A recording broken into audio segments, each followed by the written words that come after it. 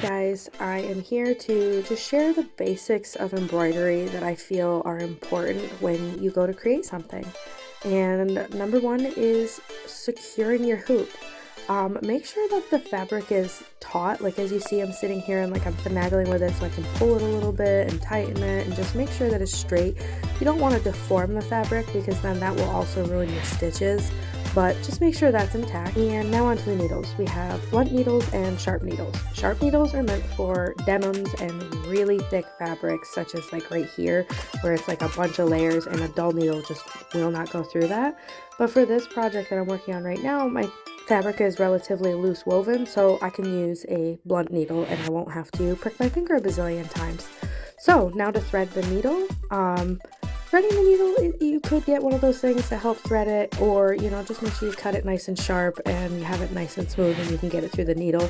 In embroidery, the needle eyes are pretty large, which I find kind of helpful.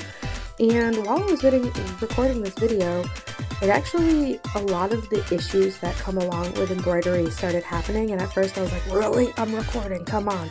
But then I realized it's good because I can show you guys that like sometimes things happen. Like right now, this thread is so tangled, and if it's like wrapped around each other and not straight, that is going to cause issues. So take the time to make sure that your thread is straight.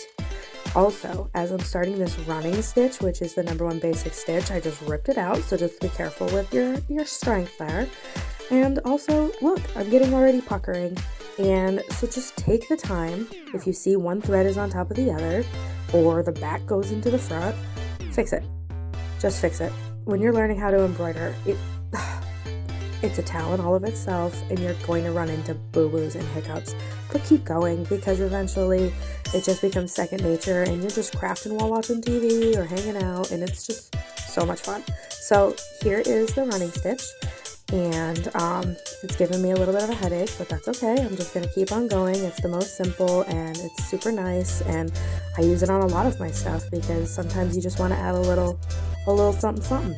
And then I always secure my thread on the back if I have to. Oh, I have to lay up, look, another little pucker. So I'm going to take the time, one thread at a time, to pull that through, because if I finish my project and then I see that's lifted and I can't fix it, I'm going to be perturbed.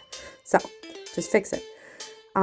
With these kind of threads, like with a running stitch, oftentimes like you do have to end up just tying your ends, like the two pieces together, because you don't have a lot to secure it to.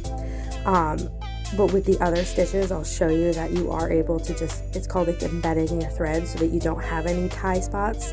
But as you see, I tried with this one and it wasn't secure. And if it's not secure, then I'm not going to be happy, because I don't like when my stuff falls apart. So here is me just saying, take your time, make it work. If it feels like it's not secure, it's probably not, and you don't want it to fall apart, because why spend the time for it to just fall apart? So every one of my kits has this little cheat sheet or whatever, just like a little intro, and it does bring you to this video, which is why I'm also doing this video. So that will be in all of my kits. And now we're working on the second stitch, which is the back stitch.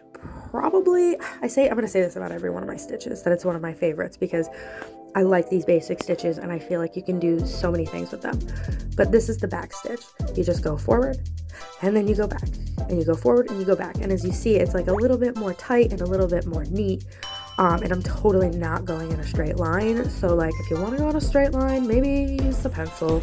I do have the ones that just the pattern pencils that just dissolve when you also wash them. Or you could be like me and realize that there's no straight lines in nature and just, you know what I mean, just go with it. So that's a back stitch. Way easier to embed the thread, like I was talking before.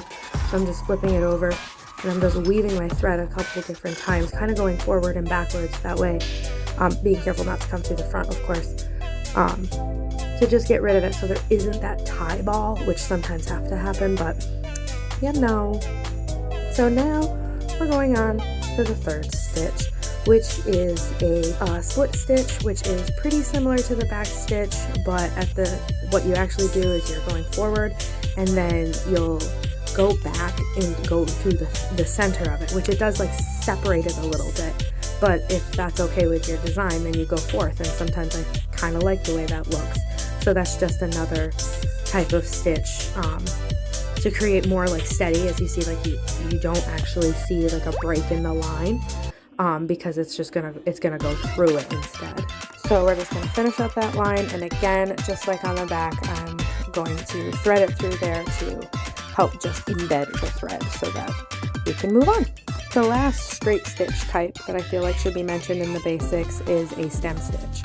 I like to use the stem stitch for, you know, like making stems and things like that. When I just want to have, I'll like go all the way straight across and basically do the split stitch. But then when I get to the end, we're going to take it and wrap. So let's put the needle through the top and then wrap it around so that it kind of creates more of a rope effect.